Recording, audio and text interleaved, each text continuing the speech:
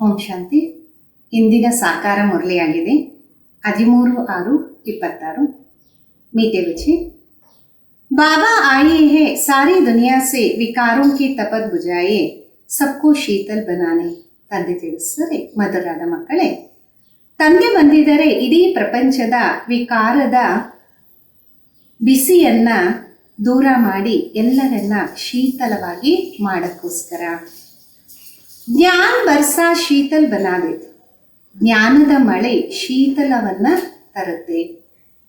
ಪ್ರಶ್ನೆ ಆಗಿದೆ, ಕೌನ್ ಸೆ ತಪಸ್ ಸಾರಿ ದುನಿಯಾಕೋ ಜಲಾರೆ, ಯಾವ ಒಂದು ಬಿಸಿ ಇಡೀ ಪ್ರಪಂಚವನ್ನ ಸುಡ್ತಾ ಇದೆ?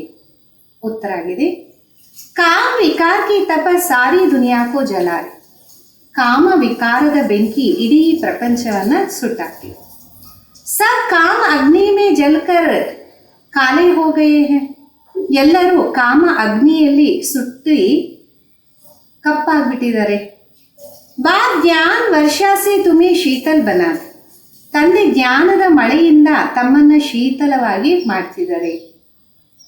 जैसे बरसात पड़ने से धरती शीतल हो जाती तो इस ज्ञान वर्षे से 21 जन्म के लिए तुम शीतल बन जाते. ಯಾವ ರೀತಿ ಮಳೆ ಬಿದ್ದಾಗ ಭೂಮಿ ಶೀತಲವಾಗ್ಬಿಡುತ್ತೆ, ಅದೇ ರೀತಿ ಜ್ಞಾನದ ಮಳೆಯಿಂದ 21 ಜನ್ಮಕ್ಕೋಸ್ಕರ ತಾವು ಶೀತಲ ಆಗ್ಬಿಡ್ತೀರಾ. किसी भी प्रकार की तपत नहीं रहती, तपत तत्व भी सतो प्रधान बन जाते, कोई तपते नहीं. ಯಾವುದೇ ಪ್ರಕಾರದ ಬಿಸಿ ಬೆಂಕಿ ಇರೋದಿಲ್ಲ, ತತ್ವಗಳು ಸಹ ಸತೋ ಪ್ರಧಾನ ಆಗ್ಬಿಡತ್ತೆ, ಯಾವುದೂ ಸಹ ಬಿಸಿಯನ್ನ ಪಡೆಯುತ್ತಿಲ್ಲ. ಓಂ ಶಾಂತಿ. रूहानी बच्चे जिसकी याद में बैठे हैं जरूर अपने रूहानी बाबा की याद में बैठे हैं. ಆತ್ಮಿಕ ಮಕ್ಕಳು ಯಾರ ನೆನಪಿನಲ್ಲಿ ಕೂತಿದ್ದೀರಾ? ಖಂಡಿತ ಆತ್ಮಿಕ ತಂದೆಯ ನೆನಪಿನಲ್ಲಿ ಕೂತಿದ್ದೀರಲ್ಲ. रो अपने परम पिता परमात्मा की याद में बैठी है, हमको रूहानी बाप आकर रिफ्रेश कर शीतल बनाए, क्योंकि काम चिता पर बैठ भारत जल मरा. ಆತ್ಮ ತನ್ನ ಪರಂಪಿತ ಪರಮಾತ್ಮನ ನೆನಪಿನಲ್ಲಿ ಕೂತು ನಮಗೆ ಆತ್ಮಿಕ ತಂದೆ ಬಂದು ರಿಫ್ರೆಶ್ ಮಾಡ್ತಾರೆ, ಶೀತಲವಾಗಿ ಮಾಡ್ತಾರೆ. ಯಾಕೆಂದರೆ ಕಾಮಚಿತೆಯ ಮೇಲೆ ಕುತ್ಕೊಂಡು ಭಾರತ ಸುಟ್ಟೋಗಿದೆ. ಗಾತೆ ಭೀ ಹೇ ತಪತ್ ಬುಜಾಯೆ ತಪತ್ ಕಾಯ್ಕಿ ಕಾಮ್ ಚಿತಾಗಿ, ಗಾಯನ ಇದೆ ಬಿಸಿಯನ್ನ ತಂಪು ಮಾಡಿ ಅಂತ. ಯಾವ ಬಿಸಿ? ಕಾಮಚಿತೆಯ ಬಿಸಿ. बहुत तपत होते तो मनुष्य मर पड़ते हैं, इस काम चिता की तपत में ಭಾರತ ಏಕ್ದಮ್ ಜಲ್ ಮರ. ಬಹಳಷ್ಟು ಬಿಸಿ ಇದ್ದಾಗ ಮನುಷ್ಯ ಸತ್ತೋಗ್ತಾನೆ. ಈ ಕಾಮಚಿತೆಯ ಬಿಸಿಯಿಂದ ಭಾರತ ಏಕ್ದಮ್ ಸುಟ್ಟೋಗಿದೆ. इसलिए बाबा को याद करते कि आकर शीतल बनाओ, बरसात पड़ने से शीतल हो जाते हैं ना. ಅದಕ್ಕೋಸ್ಕರ ತಂದೆಯನ್ನ ನೆನಪು ಮಾಡ್ತಾರೆ, ಬಂದು ಶೀತಲವಾಗಿ ಮಾಡಿ. ಮಳೆ ಬಂದಾಗ ಭೂಮಿ ಶೀತಲ ಆಗತ್ತಲ್ಲ. इतना सब कुछ दे देते हैं जो सतयुग में कोई चीज की उत्कंठा नहीं आती. ಇಲ್ಲಂತೂ ಜ್ಞಾನದ ಮಳೆ ಆಗತ್ತೆ. ಒಂದೇ ಸಲ ಈ ಮಳೆಯಿಂದ ಶೀತಲವಾಗಿ ಬಾಬಾ ಮಾಡಿಬಿಡ್ತಾರೆ, ಎಲ್ಲವನ್ನ ಕೊಡ್ತಾರೆ. ಸತ್ಯುಗದಲ್ಲಿ ಯಾವ ವಸ್ತುವನ್ನ ಪಡೆಯುವಂತಹ ಆಸಕ್ತಿ ಇರೋದಿಲ್ಲ. ಆಧಾ ಕಲ್ಪ್ ಉತ್ಕಂಠ ಮೇ ರಹತೆ ಆಯೇ ಹೋ, ಬಾಬಾ ಆಕರ್ ಶೀತಲ್ ಬನಾವ್. ಅರ್ಧ ಕಲ್ಪದಿಂದ ಆಸಕ್ತಿಯಲ್ಲಿ ಇದ್ದೀರ, ತಂದೆ ಬಂದು ನಮ್ಮನ್ನ ಶೀತಲ ಮಾಡಿ.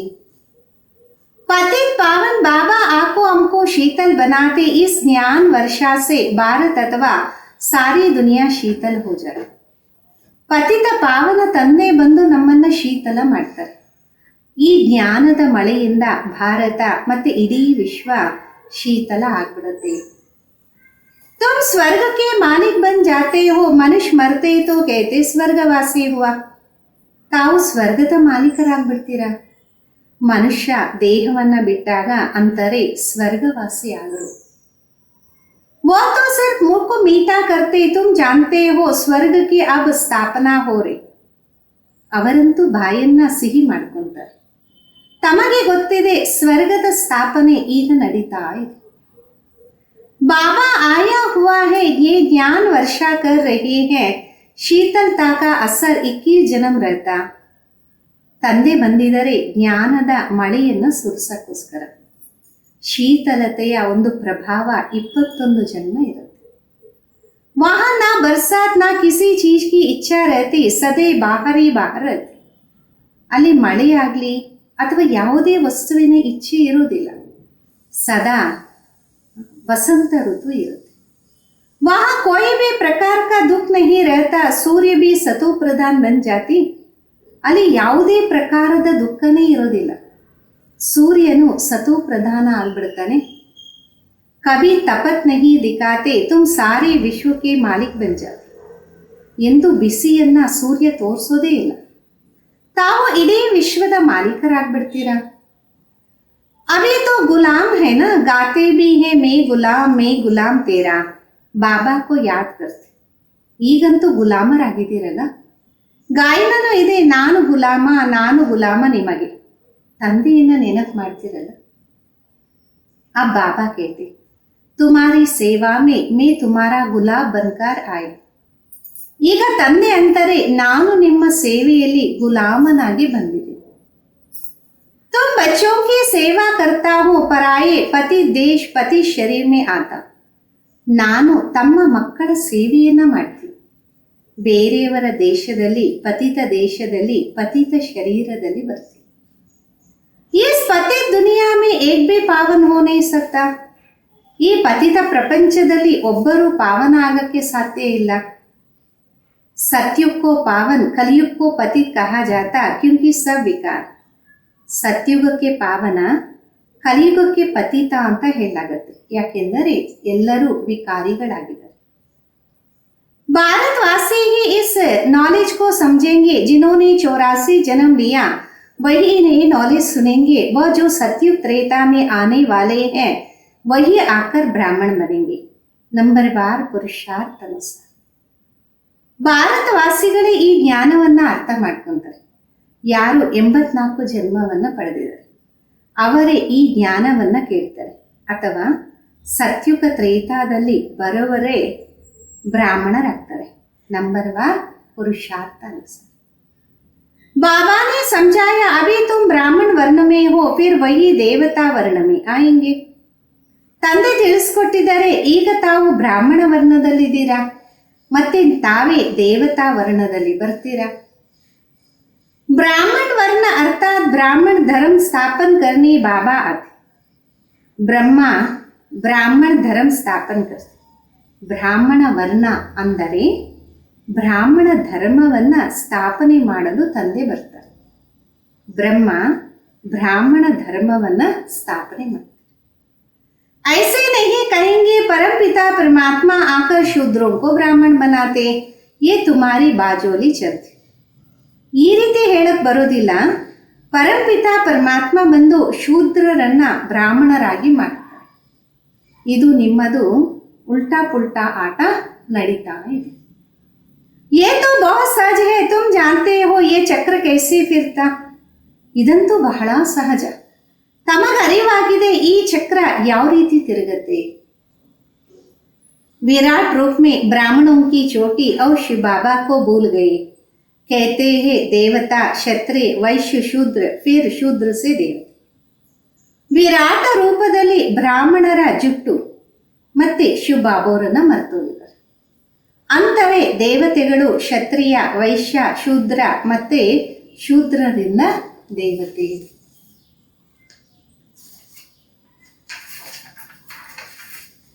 अब ब्राह्मण कहाँ गए?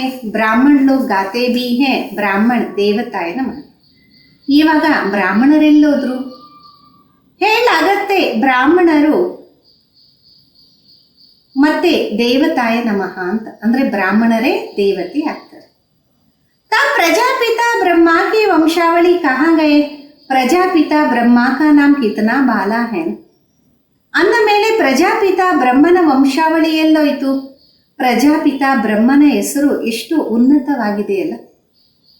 चित्रों में भी कितने भूल कर दिया है, प्रजापिता ब्रह्मा की औलाद का कोई नाम निशान नहीं.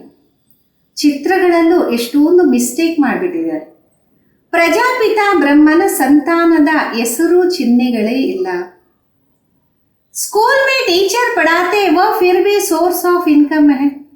ಸ್ಕೂಲಲ್ಲಿ ಟೀಚರ್ ಓದಿಸ್ತಾರೆ, ಅದು ಸಹ ಸಂಪಾದನೆಗೆ ಮೂಲ ಆಗಿರುತ್ತೆ. एम ऑब्जेक्ट तो जरूर चाहिए, तुम बच्चे जानते हो इस पढ़ाई से बे मर्तबा मिलता. ಲಕ್ಷ್ಯ ಖಂಡಿತ ಬೇಕು. ತಮ್ಮ ಮಕ್ಕಳಿಗೆ ಅರಿವಾಗಿದೆ ಈ ವಿದ್ಯೆಯಿಂದ ಪದವಿ ಸಿಗತ್ತೆ. पति दुनिया में भगवान आकर पतित को पढ़ाते, बाबा कहते मैं तुम बच्चों को पढ़ाकर पावन बनाता. ಪತಿತ ಪ್ರಪಂಚದಲ್ಲಿ ಭಗವಂತ ಬಂದು ಪತಿತರಿಗೆ ಓದಿಸ್ತಾರೆ. ತಂದೆ ಅಂತಾರೆ ನಾನು ನಿಮ್ಮ ಮಕ್ಕಳಿಗೆ ಓದಿಸಿ ಪಾವನ ಮಾಡ್ತೀನಿ.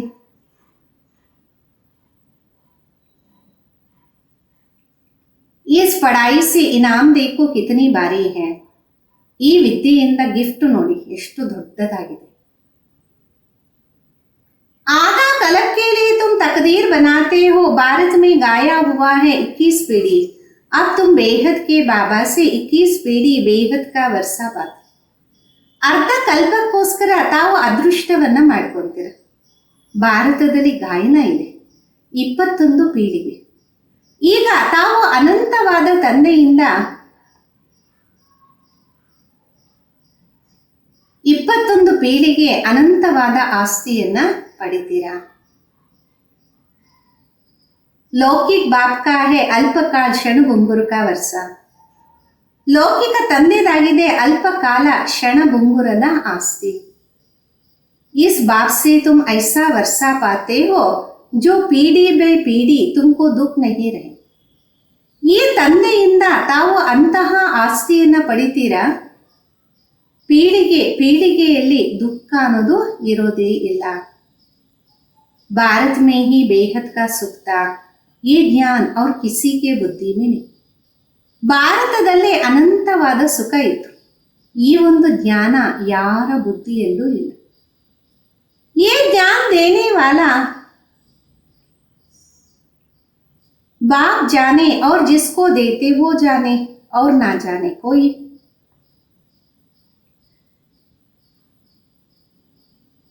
ಈ ಜ್ಞಾನವನ್ನ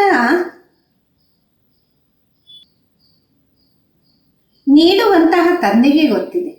ಮತ್ತೆ ಯಾರು ಈ ಜ್ಞಾನವನ್ನ ಪಡೀತಾರೆ ಅವರಿಗೆ ಅರಿವಾಗುತ್ತೆ, ಮತ್ತಾರಿಗೂ ಇದರ ಅರಿವು ಆಗೋದೇ ಇಲ್ಲ.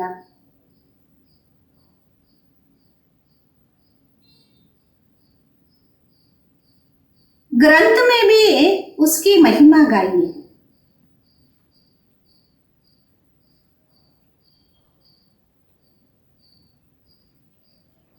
ಗ್ರಂಥದಲ್ಲೂ ಅವರ ಮಹಿಮೆಯನ್ನ ಮಾಡಲಾಗುತ್ತೆ. ಏಕೋ ಓಂಕಾರ ನಿರಾಕಾರ ನಿರಂಕಾರ, इसका अर्थ अभी तुम समझते हो.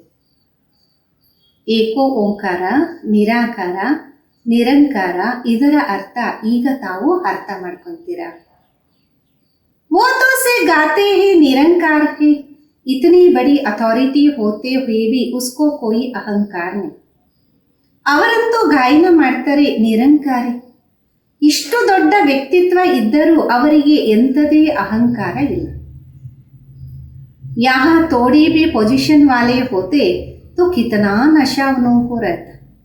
ಇಲ್ಲಿ ಸ್ವಲ್ಪನೂ ಪೊಸಿಷನ್ ಇರುವಂಥವ್ರು ಇದ್ದರೆ ಅವ್ರಿಗೆ ಎಷ್ಟು ನಶೆ ಇರುತ್ತೆ.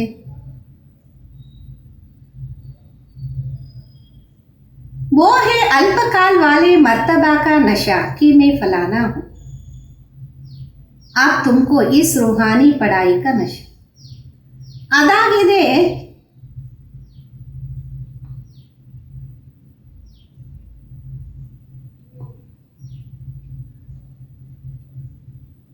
ಅಲ್ಪಕಾಲದ ಪದವಿಯ ನಶೆ ನಾನಿದಾಗಿದ್ದೀನಿ. ಈಗ ತಮಗೆ ಆತ್ಮಿಕ ವಿದ್ಯೆಯ ನಶೆ ಇದೆ.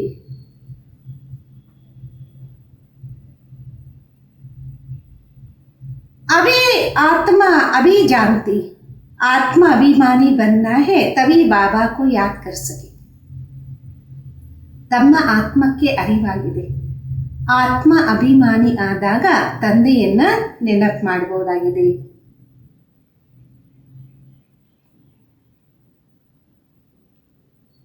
बाप के साथ योग टूटने से माया का गोला लग जाता, मुरझा जाते.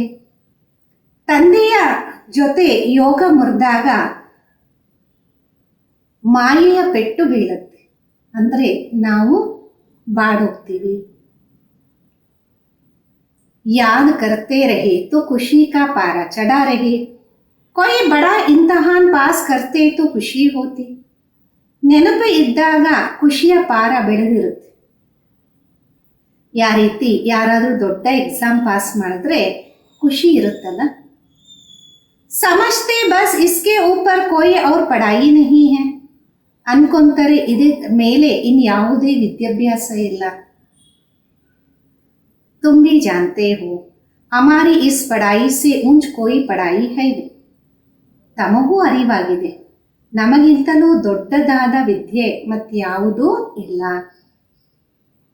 इन लक्ष्मी नारायण ने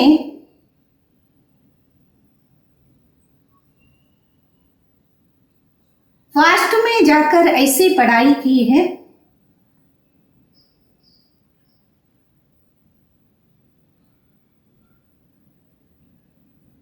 ಈ ಲಕ್ಷ್ಮೀ ನಾರಾಯಣ ಹಿಂದೆ ಆ ರೀತಿ ವಿದ್ಯಾಭ್ಯಾಸವನ್ನ ಮಾಡಿದ್ದಾರೆ. राजयोग सीखते तब महाराजा महारानी बनते हैं. राजयोग तो मशहूर है ना. ರಾಜಯೋಗವನ್ನು ಕಲಿತರೆ ಆಗ ಮಹಾರಾಣ ಮಹಾರಾಜ ಆಗ್ತಾರೆ. ರಾಜಯೋಗ ಪ್ರಸಿದ್ಧಿಯಾಗಿದೆ. परमपिता परमात्मा आकर राजयोग सिखाते स्वर्ग के लिए. कहते भी हैं फास्ट में ऐसा कोई कर्म किया तब तो ये बने. ಪರಂಪಿತ ಪರಮಾತ್ಮ ಬಂದು ರಾಜಯೋಗವನ್ನು ಕಲಿಸ್ಕೊಡ್ತಾರೆ ಸ್ವರ್ಗಕ್ಕೋಸ್ಕರ. ಅಂತಾರೆ ಹಿಂದೆ ಆ ರೀತಿ ಕರ್ಮವನ್ನ ಮಾಡಿದರೆ ಅದಕ್ಕೆ ಈ ರೀತಿ ಆಗಿದ್ದಾರೆ. तुम जानते हो इस जन्म में हम ऐसे कर्म सीखते हैं जो भविष्य 21 जन्म के लिए राज्य करेंगे वह स्वर्ग में विराजमान होंगे. ತಮಗೆ ಗೊತ್ತಿದೆ ಈ ಜನ್ಮದಲ್ಲಿ ನಾವು ಇಂತಹ ಕರ್ಮವನ್ನು ಕಲಿತೀವಿ, ಭವಿಷ್ಯದಲ್ಲಿ 21 ಜನ್ಮಕ್ಕೋಸ್ಕರ ರಾಜ್ಯವನ್ನ ಮಾಡ್ತೀವಿ ಅಥವಾ ಸ್ವರ್ಗದಲ್ಲಿ ಉಪಸ್ಥಿತರಾಗ್ತೀವಿ.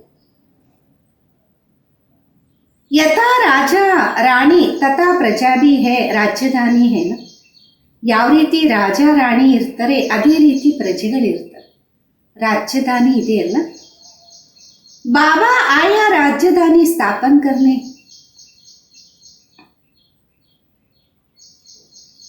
ತಂದೆ ಬಂದಿದ್ದಾರೆ ರಾಜಧಾನಿ ಸ್ಥಾಪನೆ ಮಾಡಕ್ಕೆ. फिर तुम जाकर 21 जन्म पालना करेंगे 63 जन्म तो सुख भोगेंगे. ಮತ್ತೆ ತಾವು ಹೋಗಿ 21 ಜನ್ಮ ಪಾಲನೆಯನ್ನ ಮಾಡ್ತೀರಾ, 63 ಜನ್ಮ ದುಃಖವನ್ನ ಅನುಭವಿಸ್ತೀರಾ. वो सब खत्म हो जाएंगे. भारत को स्वर्ग कहा जाता अभी तो नरक है ना. ಅವರೆಲ್ಲರೂ ಸಮಾಪ್ತಿ ಆಗ್ಬಿಡ್ತಾರೆ. ಭಾರತಕ್ಕೆ ಸ್ವರ್ಗ ಅಂತ ಹೇಳಲಾಗತ್ತೆ, ಈಗಂತೂ ನರಕ ಆಗಿದೆ ಅಲ್ಲ. ಸೃಷ್ಟಿ ಕಿತನೆ ಬದಲ್ ಗೈ ಏ ರಾಜಾಯಿ ಕಹಾ ಗೈ. ಸೃಷ್ಟಿ ಎಷ್ಟು ಪರಿವರ್ತನೆ ಆಗಿದೆ, ಈ ರಾಜ್ಯ ಭಾಗ್ಯ ಎಲ್ಲಿ ಹೋಯಿತು. ರಾವಣ ರಾಜ್ ಶುರು ಹೋನೆ ಸೆ फिर तुम पतित बन जाते. ರಾವಣ ರಾಜ್ಯ ಆರಂಭ ಆದಾಗ ತಾವು ಮತ್ತೆ ಪತಿತರಾಗ್ಬಿಡ್ತೀರ.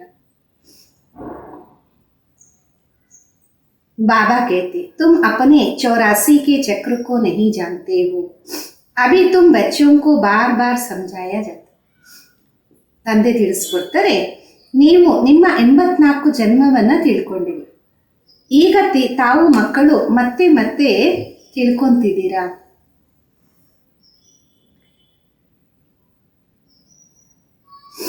तुमने 84 जन्म का चक्र पूरा किया ना. ತಾವೇ ಮಕ್ಕಳು 84 ಜನ್ಮದ ಚಕ್ರವನ್ನ ಪೂರ್ತಿ ಮಾಡಿದ್ದೀರಲ್ಲ. अभी तुम्हारा ये अंतिम जन्म है, अब फिर से अपना वर्षा लेना है. ಈಗ ನಿಮ್ಮದು ಅಂತಿಮ ಜನ್ಮ ಆಗಿದೆ, ಈಗ ಮತ್ತೆ ತಾವು ಆಸ್ತಿಯನ್ನ ಪಡಿಬೇಕಾಗಿದೆ. ತುಮको ಮುಕ್ತಿಧಾಮ್ में बैठने ही जाना है, तुम्हारा ಆಲ್ ರೌಂಡ್ ಪಾರ್ಟ್. ತಾವು ಮುಕ್ತಿಧಾಮದಲ್ಲಿ ಕುತ್ಕೋಬಾರ್ದು, ತಮ್ಮದು ಆಲ್ ರೌಂಡ್ ಪಾರ್ಟ್ ಆಗಿದೆ. ऐसे बहुत है जो सतयुग से लेकर द्वापर कलयुग तक भी मुक्तिधाम में रहते. ಆ ರೀತಿ ಬಹಳಷ್ಟು ಜನ ಇದ್ದಾರೆ. ಸತ್ಯುಗದಿಂದ ಹಿಡಿದು ದ್ವಾಪರದ ಕಲಿಯುಗದ ಅಂತ್ಯದವರೆಗೂ ಮುಕ್ತಿಧಾಮದಲ್ಲೇ ಇರ್ತಾರೆ. ऐसे नहीं कहेंगे यहाँ आने से मुक्तिधाम अच्छा है, वो तो मच्छरों दृश्य हो गया, आया और गया. ಆ ರೀತಿನೂ ಹೇಳಕ್ ಬರೋದಿಲ್ಲ. ಅವರು ಮುಕ್ತಿಧಾಮದಲ್ಲಿ ಇರೋದೇ ಒಳ್ಳೆಯದು ಅಂತ. ಅದಂತೂ ಸೊಳ್ಳೆಯ ಸಮಾನ ದೃಶ್ಯ ಆಗ್ಬಿಡ್ತು, ಅಂದ್ರೆ ಬರೋದು ಹೋಗೋದು. मनुष्यों की महिमा गाई जाती. ये मंदिर किसके किसके है जो शुरू से लेकर पार्ट बजाए है. ಮನುಷ್ಯರ ಮಹಿಮೆಯನ್ನ ಮಾಡಲಾಗತ್ತೆ. ಈ ಮಂದಿರಗಳು ಯಾರ್ದಾಗಿದೆ? ಯಾರು ಆರಂಭದಿಂದ ಪಾತ್ರವನ್ನ ಅಭಿನಯ ಮಾಡ್ತಾರೆ. उनके ही यादगार बनते आए, पिछाड़ी में जो आते उनका यादगार है क्या? कुछ भी नहीं. ಅವರ ನೆನಪಾರ್ಥ ತಯಾರಾಗ್ತಾ ಬರ್ತಿದೆ. ಅಂತ್ಯದಲ್ಲಿ ಯಾರು ಬರ್ತಾರೆ ಅವರ ನೆನಪಾರ್ಥ ಏನಿದೆ? ಏನೂ ಇಲ್ಲ. ತುಮಾರಾ ಕಿತನಾ ಬಾರಿ ಯಾದಗಾರ್ ಹೈ? ಸಬ್ಸೆ ಜಾಸ್ತಿ ತುಮ್ ಪಾರ್ಟ್ ಬಜಾತೆ ಹೋ. ತಮ್ಮದು ಎಷ್ಟು ದೊಡ್ಡ ನೆನಪಾರ್ಥ ಇದೆ. ಎಲ್ಲರಿಗಿಂತ ಜಾಸ್ತಿ ಪಾತ್ರವನ್ನ ತಾವು ಅಭಿನಯ ಮಾಡ್ತೀರಿ. तुम अपनी प्रारब्ध का टाइम पूरा कर जब भक्ति मार्ग में आते हो, तब फिर तुम्हारा यादगार तथा शिव बाबा के मंदिर बनाने शुरू होते हैं, फिर और धर्म आते. ಯಾವಾಗ ತಾವು ಪ್ರಾರಬ್ಧದ ಸಮಯವನ್ನ ಪೂರ್ತಿ ಮಾಡಿ ಭಕ್ತಿ ಮಾರ್ಗದಲ್ಲಿ ಬರ್ತೀರ, ಆಗ ತಮ್ಮ ನೆನಪಾರ್ಥ ಶಿವನ ಮಂದಿರ ಆರಂಭ ಆಗತ್ತೆ, ಮತ್ತೆ ಬೇರೆ ಧರ್ಮಗಳು ಬರ್ತವೆ. उनका धर्म स्थापन होता, तुम अपनी हिस्ट्री ज्योग्राफी भी जानते हो और सब धर्म वालों की भी जानते. ಅವರ ಧರ್ಮಗಳು ಸ್ಥಾಪನೆ ಆಗುತ್ತೆ. ತಾವು ತಮ್ಮ ಚರಿತ್ರೆ ಭೂಗೋಳವನ್ನು ಅರ್ಥ ಮಾಡ್ಕೊಂಡಿದ್ದೀರಾ, ಅನ್ಯ ಧರ್ಮದವರು ಸಹ ಅರ್ಥ ಮಾಡ್ಕೊಂಡಿದ್ದಾರೆ. 84 जन्म की सीढ़ी है, पहले हम स्वर्ग में आते फिर उतरते कैसे, ये तुम्हारे बुद्धि में. 84 ಜನ್ಮದ ಮೆಟ್ಲಿದೆ. ಮೊದಲು ನಾವು ಸ್ವರ್ಗದಲ್ಲಿ ಬರ್ತೀವಿ, ಮತ್ತೆ ಯಾವ ರೀತಿ ಇಳಿತೀವಿ, ಇದು ತಮ್ಮ ಬುದ್ಧಿಯಲ್ಲಿದೆ. ಅನೇಕ ಜನ್ಮ में भिन्न नाम रूप वाले ಮಿತ್ರ ಸಂಬಂಧಿ ಆದಿ ಮಿಲ್ತೆ.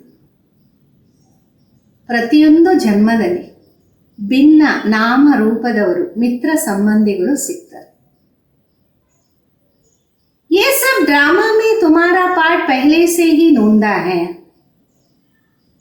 ಇದೆಲ್ಲ ಡ್ರಾಮಾದಲ್ಲಿ ಪಾತ್ರ ಮೊದಲೇ ನಿಮ್ಮದು ಫಿಕ್ಸ್ ಆಗಿದೆ.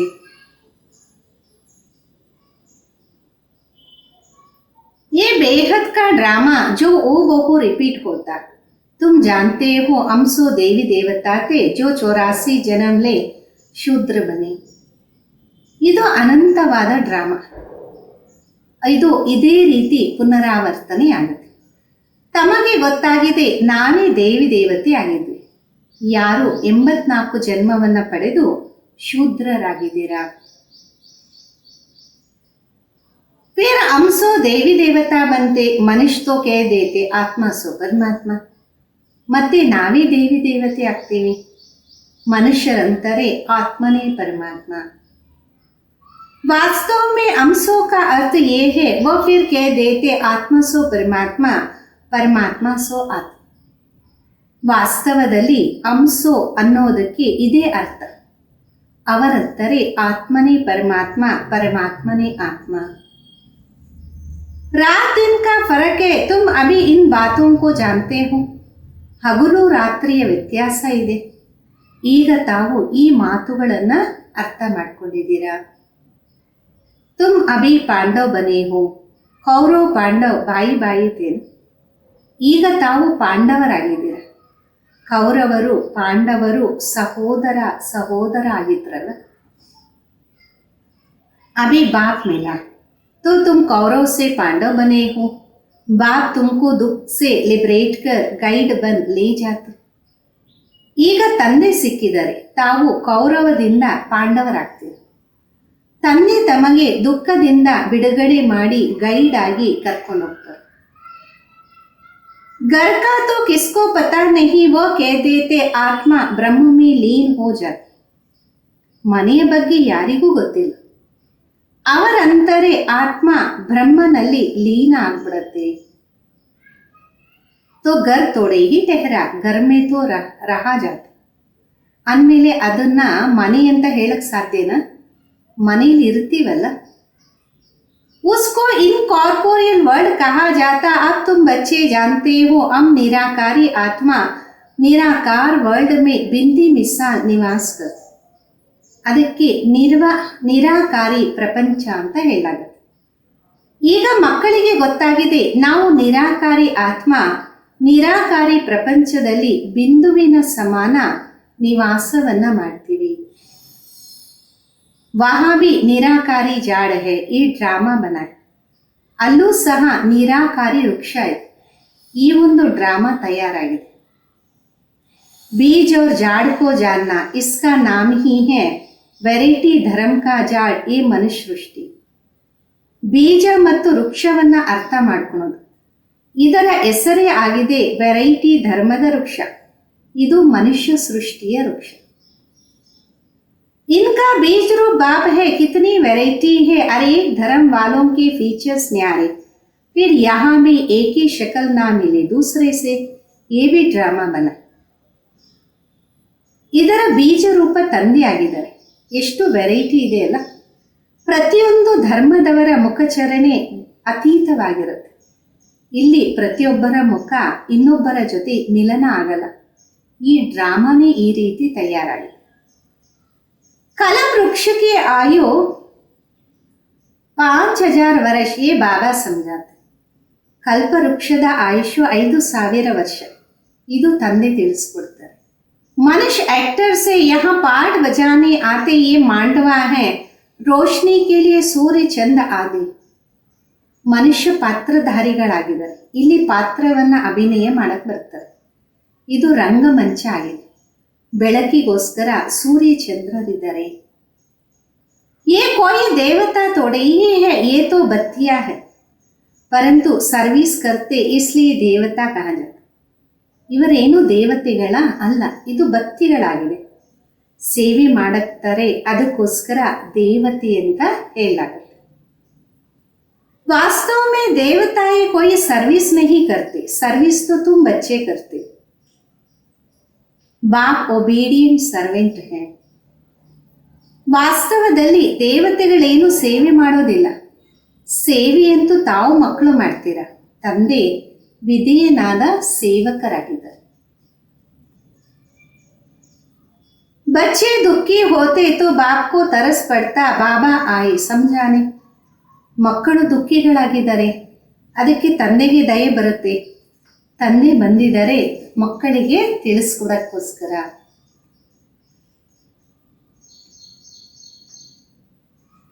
तुम बच्चों को फिर से सो देवी देवता पद प्राप्त कराने आया. चढ़ती कला उतरती कला हर चीज की होती. ತಾವು ಮಕ್ಕಳು ಮತ್ತೆ ಈ ದೇವಿ ದೇವತೆ ಪದವಿಯನ್ನ ನನ್ನ ಮುಖಾಂತರ ಪ್ರಾಪ್ತಿ ಮಾಡ್ಕೊಂತೀರ. ಆರುವ ಕಲೆ ಇಳಿಯುವ ಕಲೆ ಪ್ರತಿಯೊಂದು ವಸ್ತುವು ಇದ್ದೇ ಇರುತ್ತೆ. पुरानी दुनिया को तमो प्रधान, नई दुनिया को सतो प्रधान कहा जाता. ಹಳೆಯ ಪ್ರಪಂಚಕ್ಕೆ ತಮೋ ಪ್ರಧಾನ, ಹೊಸ ಪ್ರಪಂಚಕ್ಕೆ ಸತೋ ಪ್ರಧಾನ ಅಂತ ಹೇಳಲಾಗುತ್ತೆ. और एक नई चीज से पुरानी होती. आत्मा कहती ये शरीर भी तमो प्रधान पतित है. ಪ್ರತಿಯೊಂದು ವಸ್ತು ಹೊಸದಿಂದ ಹಳೆಯದಾಗುತ್ತೆ. ಆತ್ಮ ಹೇಳುತ್ತೆ ಈ ಶರೀರನು ತಮೋ ಪ್ರಧಾನ ಪತಿತ ಆಗಿದೆ. ये सतयुग में आत्मा और शरीर सतो प्रधान थे, माता नहीं कपाते थे. आत्मा को अब ज्ञान मिला है. ಸತ್ಯುಗದಲ್ಲಿ ಆತ್ಮ ಶರೀರ ಎರಡು ಸತೋ ಪ್ರಧಾನ ಆಗಿರುತ್ತೆ. ಅಲ್ಲಿ ತಲೆ ಚೆಚ್ಕೊಳೋ ಮಾತೇ ಇಲ್ಲ. ಆತ್ಮಕ್ಕೆ ಈಗ ಜ್ಞಾನ ಸಿಕ್ಕಿದೆ.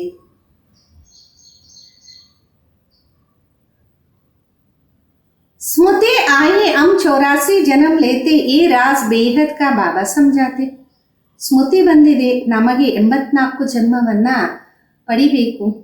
ಈ ರಹಸ್ಯ ಅನಂತವಾದ ತಂದೆ ತಿಳಿಸ್ಕೊಡ್ತಾರೆ. दुख में बाबा को ही पुकारते रहते, रहम करो ये दुख हरता सुख करता, ಭಾರತೀಯ सबसे सुखी तन.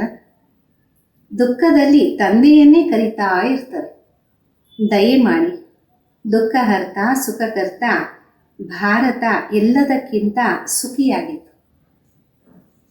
भारत जैसा पवित्र खंड और कोई हो नहीं सकता. अभी बाप तुम बच्चों की झोली अविनाशी रत्नों से भरते हैं. ಭಾರತದ ತರ ಪವಿತ್ರವಾದ ಖಂಡ ಮತ್ಯಾವುದೂ ಇರುವುದಿಲ್ಲ. ಈಗ ತಂದೆ ಮಕ್ಕಳಿಗೆ ಅವಿನಾಶಿ ಜ್ಞಾನ ರತ್ನಗಳಿಂದ ಜೋಳಿಗೆಯನ್ನ ತುಂಬಿಸ್ತಾ ಇದ್ದಾರೆ.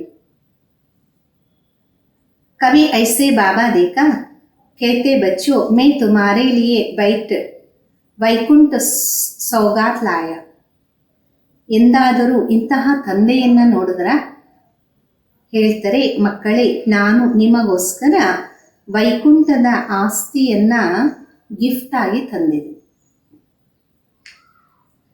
तुम स्वर्गवासी थे, अब पतित नर्कवासी बन पड़े हो. पावन उनको कहा जाता जो विकार में नहीं जाते. ನೀವೇ ಸ್ವರ್ಗದಲ್ಲಿ ಇದ್ರಿ, ಈಗ ಪತಿತ ನರಕವಾಸಿ ಆಗಿದ್ದೀರ. ಪಾವನ ಅಂತ ಅವರಿಗೆ ಹೇಳಲಾಗತ್ತೆ, ಯಾರು ವಿಕಾರದಲ್ಲಿ ಹೋಗೋದಿಲ್ಲ. सत्युग में है संपूर्ण निर्विकारी, इस समय संपूर्ण विकारी. ಸತ್ಯುಗದಲ್ಲಿ ಇರ್ತಿರ ಸಂಪೂರ್ಣ ನಿರ್ವಿಕಾರಿ.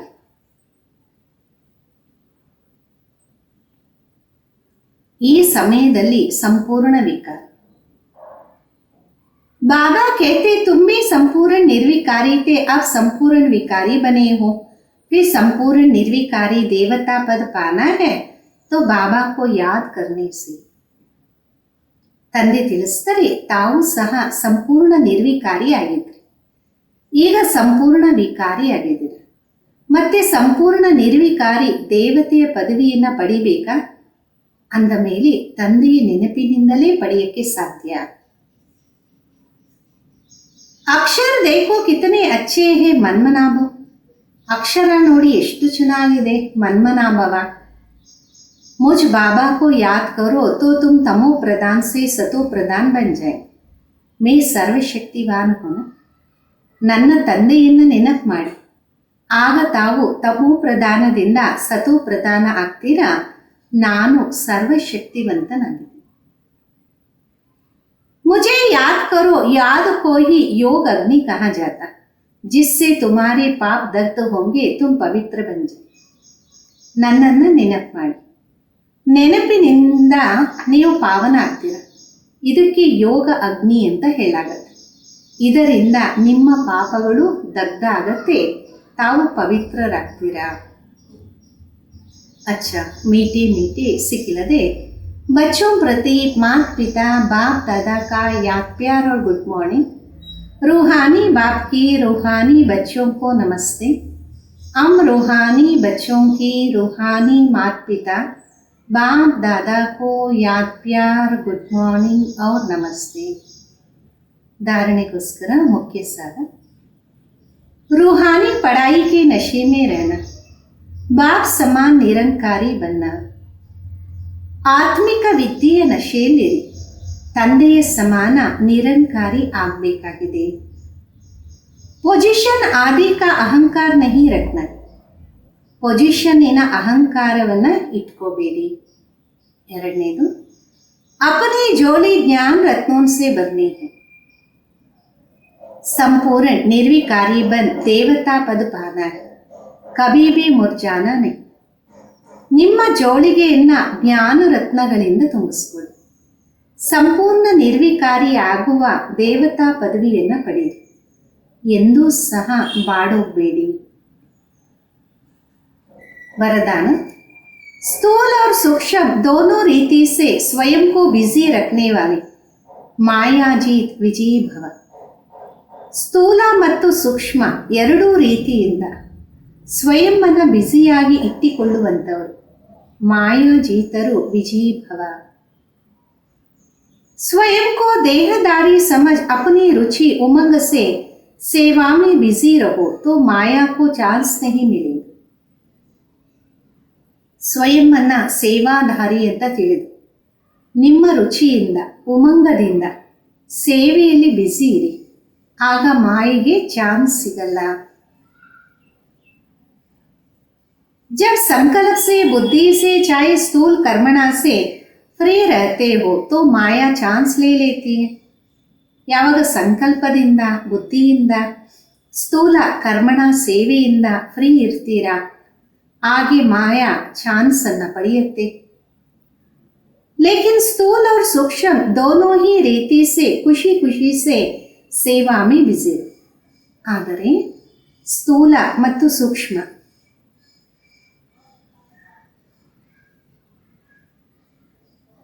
ಎರಡರ ವಿಧಿಯಿಂದ ಖುಷಿ ಖುಷಿಯಿಂದ ಸೇವೆಯಲ್ಲಿ ಬ್ಯುಸಿ ಇರಿ. तो खुशी के कारण माया सामना करने की साहस नहीं रख सकती. ಅಂದಮೇಲೆ ಖುಷಿಯ ಕಾರಣದಿಂದ ಮಾಯೆ ಎದುರಿಸುವ ಸಾಹಸವನ್ನು ಮಾಡಲ್ಲ. इसलिए स्वयं ही टीचर बन बुद्धि को बिजी रखने का डेली प्रोग्राम बनाओ तो ಮಾಯಾಜೀತ್ ವಿಜಯಿ बन जाए. ಅದಕ್ಕೋಸ್ಕರ ಸ್ವಯಂಮೇ ಟೀಚರ್ ಆಗಿ ಬುದ್ಧಿಯನ್ನು ಬ್ಯುಸಿಯಾಗಿ ಇಟ್ಟುಕೊಳ್ಳುವಂತಹ ಪ್ರತಿನಿತ್ಯ ಪ್ರೋಗ್ರಾಮನ್ನು ತಯಾರು ಮಾಡಿ ಮಾಯಾಜೀತರು ವಿಜಯಿಗಳಾಗಿ. ಸ್ಲೋಗನ್ ಆಗಿದೆ, निश्चय और फलक से कहो बाबा मेरा साथ है तो माया समीप आ नहीं सकती. ನಿಶ್ಚಯ ಮತ್ತು ಖುಷಿಯಿಂದ ಹೇಳಿ ಬಾಬಾ ನನ್ನ ಜೊತೆಯಲ್ಲಿದ್ದಾರೆ, ಆಗ ಮಾಯೆ ಸಮೀಪದಲ್ಲೂ ಬರೋದಕ್ಕೆ ಸಾಧ್ಯ ಇಲ್ಲ. अव्यक्त इशारे. सदा हर्षित रहने के लिए अपने नेचर को सरल बनाओ, सहनशील बनाओ. ಸದಾ ಹರ್ಷಿತವಾಗಿರಕ್ಕೋಸ್ಕರ ತಮ್ಮ ಒಂದು ನೇಚರನ್ನು ಸರಳವಾಗಿ ಮಾಡಿಕೊಳ್ಳಿ, ಸಹನಶೀಲರಾಗಿ. बाप दादा सभी बच्चों के चलन और चेहरे में बोल व कर्म में सरलता मधुरता देखना चाहते. ಬಾಪ್ ದಾದಾ ನಮ್ಮೆಲ್ಲ ಮಕ್ಕಳ ನಡತೆ ಮತ್ತು ಮುಖಚರಣೆಯಲ್ಲಿ, ಮಾತು ಮತ್ತು ಕರ್ಮದಲ್ಲಿ ಸರಳತೆ ಮತ್ತು ಮಧುರತೆಯನ್ನು ನೋಡಬೇಕು ಅಂತ ಇಷ್ಟಪಡ್ತಾರೆ. अगर आवेशता व थकावट के कारण थोड़ा भी बोल मधुर नहीं, चेहरा मधुर नहीं, सीरियस है तो गुण संपन्न नहीं कहे. ಆವೇಶ ಮತ್ತು ಸುಸ್ತಿನ ಕಾರಣ ಸ್ವಲ್ಪನೂ ಮಾತಿನಲ್ಲಿ ಮಧುರತೆ ಇಲ್ಲ, ಮುಖದಲ್ಲಿ ಮಧುರತೆ ಇಲ್ಲ, ಸೀರಿಯಸ್ ಆಗಿದ್ದೀವಿ ಅಂದರೆ ಗುಣ ಸಂಪನ್ನ ಅಂತ ಹೇಳಕ್ಕೆ ಸಾಧ್ಯ. कैसे भी सर्कमस्टेंस हो लेकिन मेरा जो गुण है वो मेरा गुण इमर्ज होना चाहिए. ಎಂಥದೇ ಪರಿಸ್ಥಿತಿ ಇರಲಿ, ಆದರೆ ನನ್ನದು ಅನ್ನೋದು ಏನು ಗುಣ ಇದೆ, ಆ ನನ್ನ ಗುಣ ಸ್ಮೃತಿಯಲ್ಲಿ ಇರಬೇಕಾಗಿದೆ. जैसे बाप दादा वैसे हूबहू वही गुण वही कर्तव्य वही बोल वही संकल्प अनुभव. ಯಾವ ರೀತಿ ಬಾಪ್ ದಾದಾ ಅದೇ ರೀತಿ ನನ್ನ ಗುಣ, ನನ್ನ ಕರ್ತವ್ಯ, ನನ್ನ ಮಾತು, ನನ್ನ ಸಂಕಲ್ಪ ಅನುಭವವಾಗಲಿ. ಸಭಿ ಕೆ ಮುಖ ಸೆ ನಿಕ್ಲೆ ಯೇ ತೋ ವಹಿ ಲಗ್ತೆ. ಎಲ್ಲರ ಬಾಯಿಂದ ಬರಲಿ ಇವರಂತೂ ಅವರೇ ಅನಿಸುತ್ತೆ, ಅಂದರೆ ಇವರಂತೂ ಬಾಬಾನೇ ಅನಿಸುತ್ತೆ. ಓಂ ಶಾಂತಿ.